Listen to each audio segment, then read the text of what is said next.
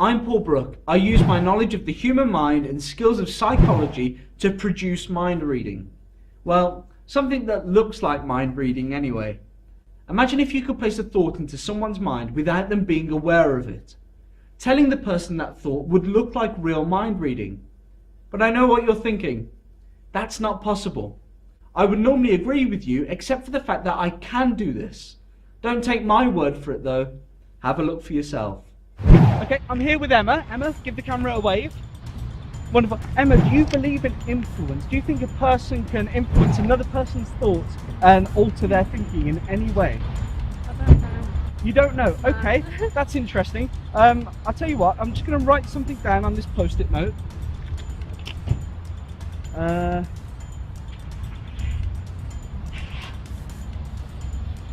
If you don't mind, you'll have to excuse me. I'm going to place this onto your head, okay?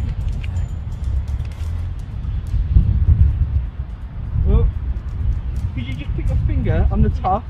That's it, just on the top bit, and move the rest out of the way. Oh, there we go. Super. Emma, I want you to think of a word. Get a word in your mind right now and see it really big and clear. Can you do that? Yeah. Yeah? Okay. It's very important that this word doesn't feel influenced by me in any way, shape or form. You genuinely think this is your own word, don't you? Yeah. I want you to just look into this camera. I want you to say the word that you're thinking of. Queen. Goat. Ben. Carrot. Love. Forum. And now, take a look at what I actually wrote on your head. What I actually was trying to influence you. How does that make you feel? That was a genuine free choice, wasn't it?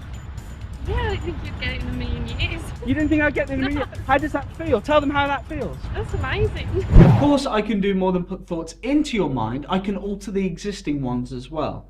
I can exploit that feeling of amnesia, and the thing is, you won't even be aware that anything has changed. It comes down to one simple choice. Remember to forget, or forget to remember. We're still here with Emma. Emma's done a drawing and she's signed her masterpiece. Emma, without looking at that drawing again, would you be able to remember what you've drawn? Yeah. You would? Okay. Emma, do you ever have that problem of trying to remember something? You know, you might be watching a film, say about a plane circling a Bermuda Triangle, and you just can't quite remember that actor's name. It's on the tip of your tongue, that's it. And then, you know, you can remember right back to your driving lessons when you've got a good all-round knowledge of science. You know the circle's inside out, but the invert that triangle really confuses you about giving way. And then you get it. It all becomes firm in your mind. Those center of calmness inside where you know what you've drawn is there, and you can dive into it, triangulating down to the finest detail. Just look into this camera and I want you to say what you've drawn and the order that it's drawn, just into the camera. Triangle with a circle in middle. Giraffe. Dog. Pink. Fred. S. Have a look at what you've actually drawn. Did you misremember that? No. That's not what you remember, is it? No. Is that quite confusing? Yeah. Do you feel a bit shaky? How does that... I drew a triangle with a circle. No, you drew this. You drew a circle with a triangle in the middle. Did I? Yeah? Isn't that amazing? Strange. It's strange. I'm sure you're aware of the exploits of the fictional Sherlock Holmes and his ability to see the connections between the things that we all take for granted. We dismiss it as fiction, yet we all use these skills without being aware of it. For example, if you were to meet a man with sand on his feet, surely you would deduce that he had been to the beach. No? People are always telling us things about themselves without saying a single word.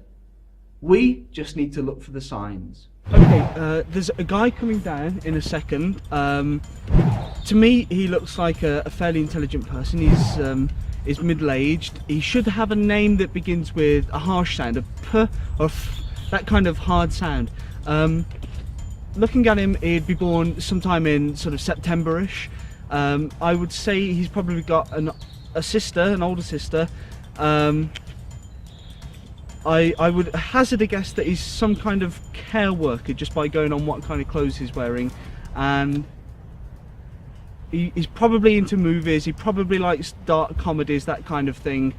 If all of that's correct, I would say that he should think of the 3-digit number somewhere between 660 and 670.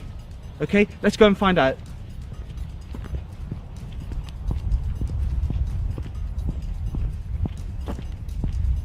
Excuse me, we're just doing a bit of filming. Would you mind just being filmed for a second?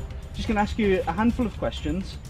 Is that okay? Yeah. Yeah, okay. I'm Paul. What's your first name? It's Phil. Phil. Nice. It's Phil. Okay, Phil. Would you mind saying what month you're born in? September. September. Okay. Phil, do you have any siblings? Yeah, I do. Sister, brother? You got a sister? A sister. You've got a sister. Okay. And Phil, what kind of thing do you do for a living? I'm a drug worker. A drug worker. So it's a supportive role, yes? Yeah, yeah. And Phil, if I would say you got a favourite film, what would that be? Yeah, I suppose with Nell and I. With Nell and I. Okay. And think of any 3-digit number for me. 666. 666. 666. There you go. Thank you very much, Phil. Thank you. Hope you have a great day today, whatever you're up to. Cheers. Cheers. See you. See ya. Bye now. Well, there you have it. I know what you're thinking. That wouldn't work on me. They never think it'll work on them. There's only one way to find out though. I'll see you soon.